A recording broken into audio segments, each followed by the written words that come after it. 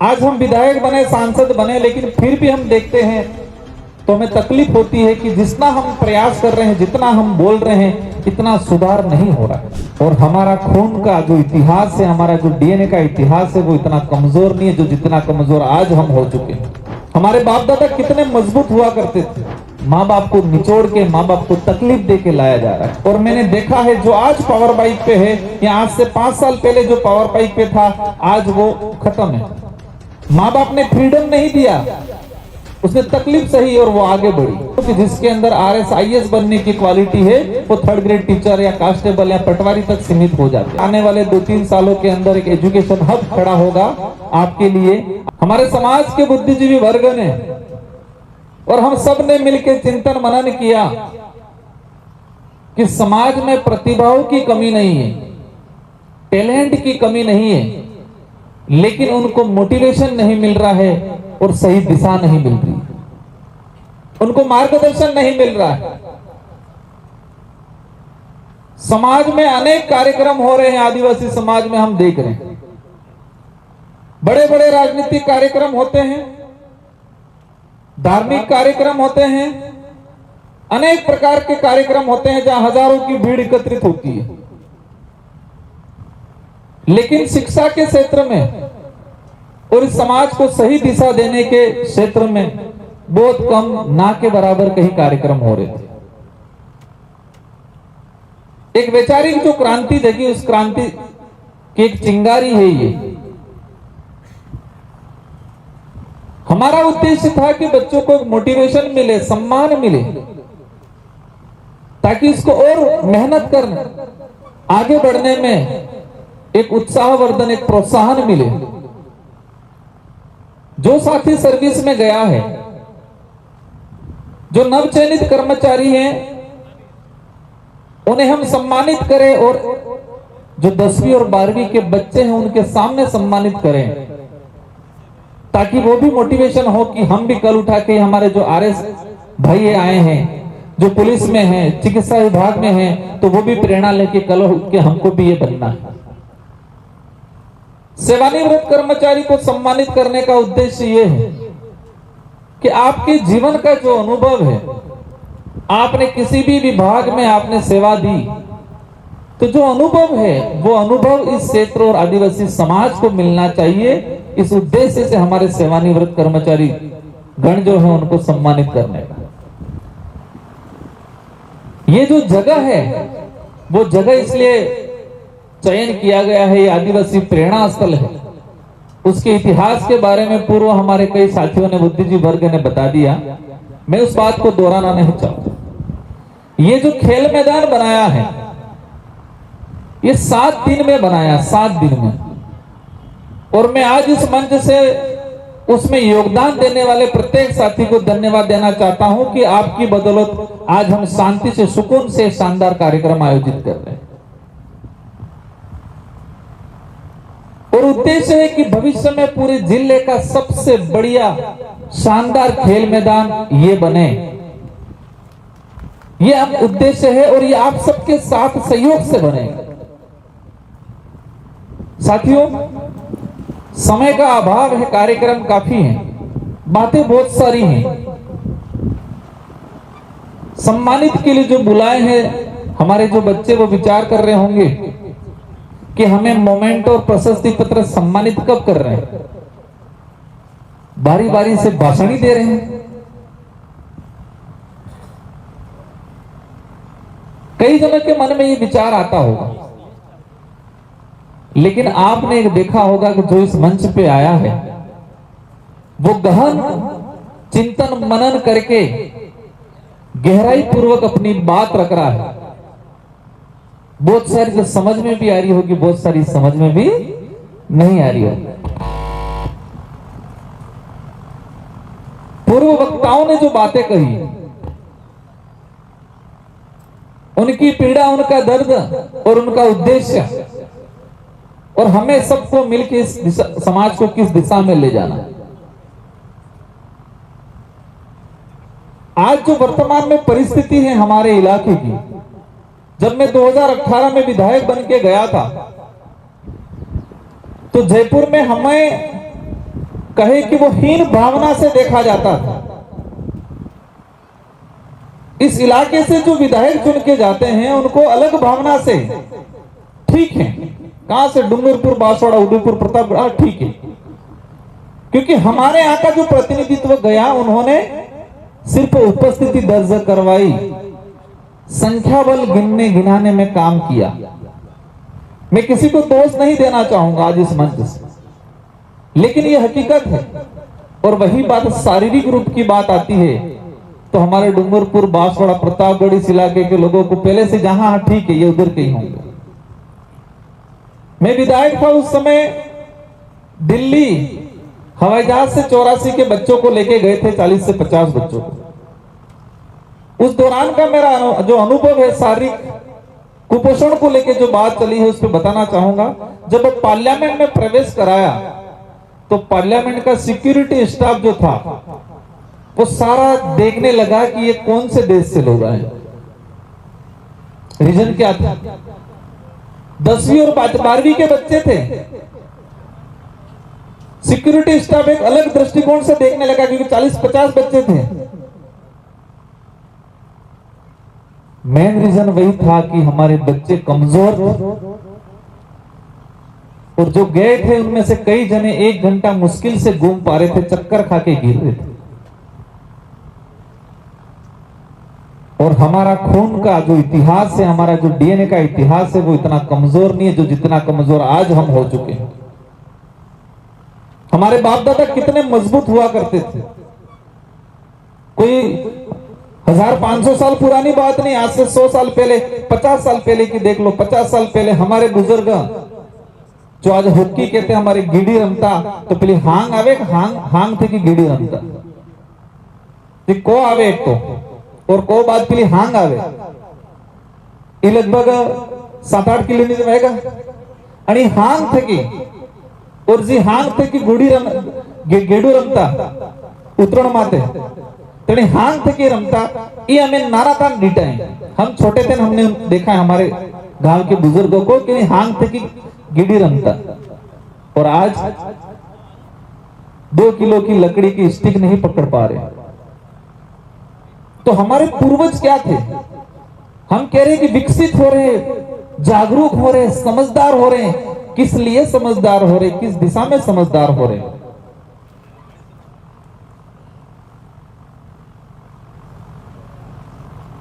हमें जो आज की परिस्थितियां हैं, आज हम विधायक बने, सांसद बने, लेकिन फिर भी हम देखते हैं तो हमें तकलीफ होती है कि जितना हम प्रयास कर रहे हैं, जितना हम बोल रहे हैं, इतना सुधार नहीं हो रहा है। हो रहा है सुधार, लेकिन जितना होना चाहिए वो नहीं हो रहा है। अनुशासन के मामले में आज भी देखा, पूर्व में भी देखते, जहां जरूरत नहीं है वहां अनुशासन पूरा रहेगा। मैं नाम नहीं लेना चाहूंगा, जैसे कि गंगा जल भरते हैं तो सुबह 4 बजे खा के उठ के लाइन में खड़े रह जाएंगे।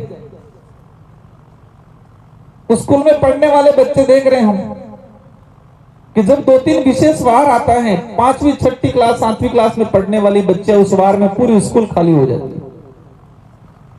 और हमारे भाइयों की तो पूर्व वक्ताओं ने बात करती है, लेकिन मैं इसलिए रिपीट कर रहा हूं कि एक दिन जिला लेवल के अधिकारी का मेरे पे फोन आया और कहा कि डूंगरपुर जिले में 4,500 पावर बाइक रजिस्टर्ड है।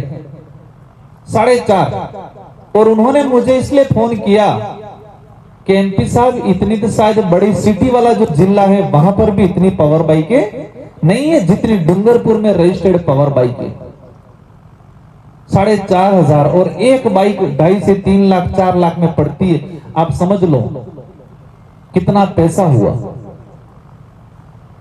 और वो पैसा कहां से आ रहा है? मां बाप को निचोड़ के, मां बाप को तकलीफ दे के लाया जा रहा है। आज यहां पर जो बच्चे हैं, आपको मेरा संदेश है कि आप इन चीजों में नहीं जाए, पावर बाइकों में। और मैंने देखा है जो आज पावर बाइक पे है, या आज से 5 साल पहले जो पावर बाइक पे था, आज वो खत्म है। और आज जो पावर बाइक पे है, परिवार गांव नहीं संभाल रहा, पढ़ाई नहीं कर रहा है, न धंधा पानी कर रहा है, वो 5-10 साल बाद खत्म है। आज हम जो प्रोत्साहन कर रहे हैं, लेकिन एक डर लगता है। वो डर इसलिए लगता है कि मैंने 2-3 पूर्व सरकार की योजनाओं को देखा। सरकार का उद्देश्य था प्रोत्साहन करना, लेकिन इसका रिजल्ट कई जगह गलत हुआ। जैसे कि वसुंधरा गवर्नमेंट थी 2007-8 में, शायद 8वीं क्लास में जो फर्स्ट डिवीजन आ रहे थे उनको लैपटॉप कोई दिए थे,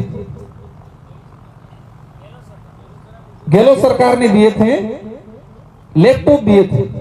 8वीं क्लास की जो बच्ची पास हुई उसको टैबलेट दिए थे। और मैंने एनालाइज किया कि जिनको प्रोत्साहन टैबलेट दिए थे उस टैबलेट का सदुपयोग नहीं हुआ, दुरुपयोग हुआ।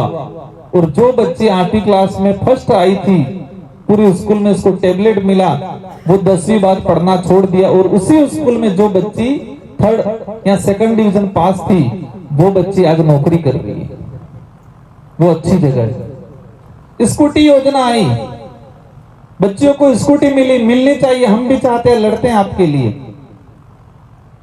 लेकिन हमने ये भी देखा कि उस प्रोत्साहन में उतनी खुशी हो गई और माँ बाप ने इतना फ्रीडम दे दिया कि जिस बेटी को स्कूटी मिली थी उसका भविष्य गर्त में चला गया।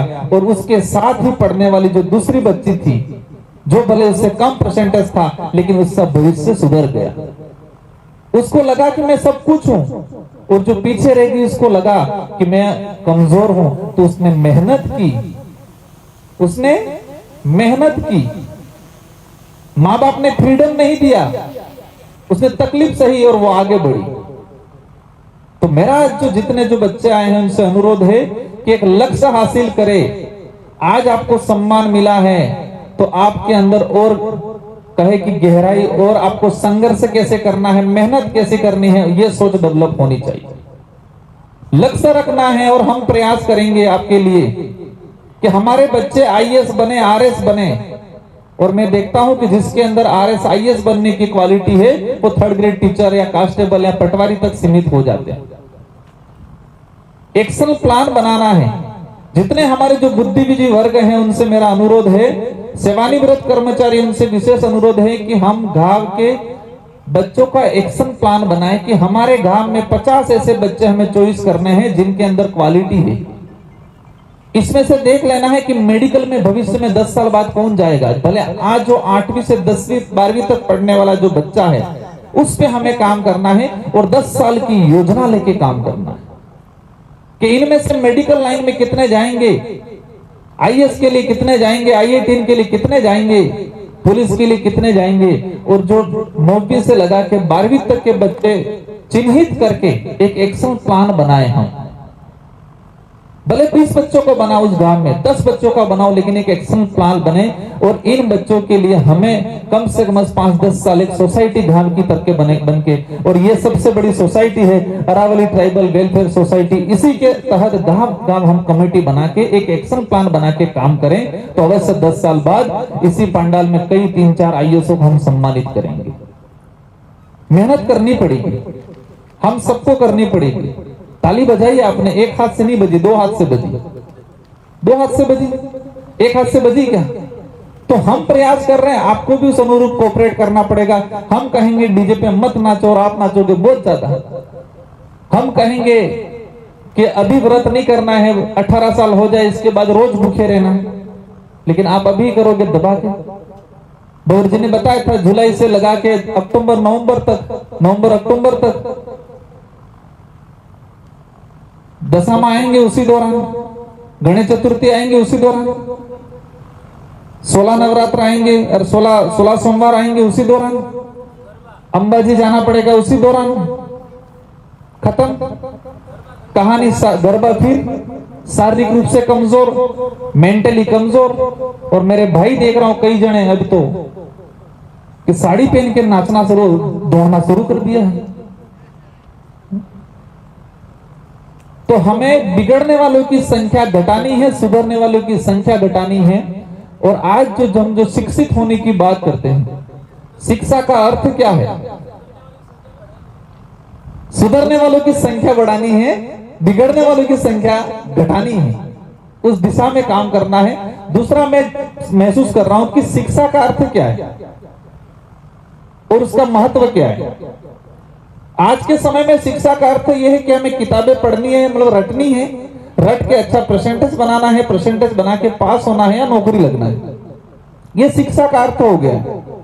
और उद्देश्य क्या है? नौकरी लगना है और नौकरी लग के अपना जीवन यापन करना है। शिक्षा का अर्थ ये नहीं है। शिक्षा का अर्थ ये कि जानना, समझना, एक अच्छा व्यक्तित्व निर्माण करना। और हम देखते हैं कई ऐसे आज का और भी एक ही उद्देश्य है। शिक्षा का अर्थ बस पढ़ना, रटना, नौकरी करना, बस। बाकी हमारे खुद के पूर्वज कौन थे वो नहीं पता है। और ये दुर्भाग्य है कि हमारे समाज के कई बड़े नेता, बड़े अधिकारी आदिवासी समाज से आते थे, लेकिन 5 साल पहले कहते थे नहीं हम तो एसटी है, आदिवासी नहीं है। हम कहता हमारे समाज के कर्मचारी, अधिकारी और नेता क्या कहते हैं? हम आदिवासी नहीं है। और वो अपने आप में शिक्षित मानते, समझदार मानते। वो इस विचारधारा की देन है कि आज जो 5-10 साल पहले जो हीन भावना थे आदिवासी शब्द को देखा जाता था, आज गर्व से देखा जा रहा है। इस विचारधारा की मेहरबानी।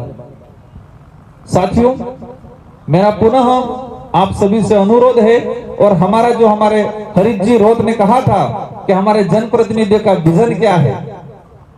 आपने कठोर बोला, हम चाहते और कठोर बोलो ताकि और सुधार हो। और हम भले आज सांसद हैं लेकिन समाज का हिस्सा हैं, और समाज के लिए अगर कोई कुछ भी कहेगा हम स्वीकार करेंगे। और हमारा विजन है, और इस विजन में आप सबके साथ सहयोग से ये विजन पूरा होगा। हम चाहते हैं कि अरावली ट्राइबल वेलफेयर सोसाइटी जो बनाई है उसके तहत हम जो सोच रहे हैं वो गांव गांव कमेटी बने। और मैंने जो पूर्व में बता दिया कि एक्शन प्लान बनाए, हम सड़क, नाली, चेकडैम का एक्शन प्लान बनता है। इसी तरह हम शिक्षा के लिए हमारे बच्चों का एक्शन प्लान बनाएं, शारीरिक रूप से मजबूत बनाएं, वैचारिक रूप से मजबूत बनाएं। और हम इसमें पूरा योगदान देंगे। और हम चाहेंगे कि ये एक्शन प्लान बुद्धिजीवी वर्ग और आप सब मिलकर बनाओ, और उसका अनुसरण और उसमें जितना हो सके योगदान हम देने के लिए तैयार हैं। इन्हीं शब्दों के साथ पुनः हम इस पांडाल में विराजमान सभी साथीगण, सभी बच्चे, आप सभी से पुनः मेरा अनुरोध है कि आप 5 से 5 साल मेहनत कर लो। अगर जिंदगी भर खुश रहना है, परिवार के साथ खुशहाली से जीवन यापन करना है, बाकी अभी इधर इधर हो गए तो बहुत जल्दी एक्सीडेंट हो जाएगा। और ये बैनर लगाए हैं नशे को लेके, हेलमेट को लेके, शिक्षा को लेके, एक बार अवश्य पढ़ लेना। और आज जो माहौल बन रहा है धीरे धीरे उस माहौल को खत्म करना है। जो राइडिंग वाला माहौल, नशे वाला जो माहौल, उसको खत्म करना है। और हमारा प्रयास रहेगा कि आप सबके लिए इस क्षेत्र में अच्छी शिक्षण व्यवस्था जरूरत पड़ेगी। ये ट्राइबल वेलफेयर सोसाइटी है, उसके बैनर तले प्रयास रहेगा कि आने वाले 2-3 सालों के अंदर एक एजुकेशन हब खड़ा होगा आपके लिए, आपके भाइयों के लिए। लेकिन उस अनुरूप आपको तैयार रहना पड़ेगा। इन्हीं शब्दों के साथ आप सब, इन्हीं शब्दों के साथ, हाँ उधर से आवाज आई है और ये एक ऐतिहासिक काम हुआ है। मैं मेरे मतलब कहे कि मेरे जबान से नहीं कहना चाह रहा था, लेकिन आवाज आ गई है। इस समाज के लिए ऐतिहासिक काम हुआ है। 2 करोड़ के आसपास समाज के लोगों ने, कर्मचारी, अधिकारी और जनप्रतिनिधि, सामाजिक भावना वाले लोगों ने मिलके राशि एकत्रित करके बोडमली में 135 बीघा जमीन लिए समाज के लिए, एजुकेशन हब बनाने के लिए। और इसमें भी आप सबको योगदान देना है। आर्थिक ही योगदान नहीं होता है, पॉजिटिव विचार भी एक योगदान होता है। तो आप सबका भी योगदान चाहिए। इन्हीं शब्दों के साथ आप सबको धन्यवाद, आभार, जोहार।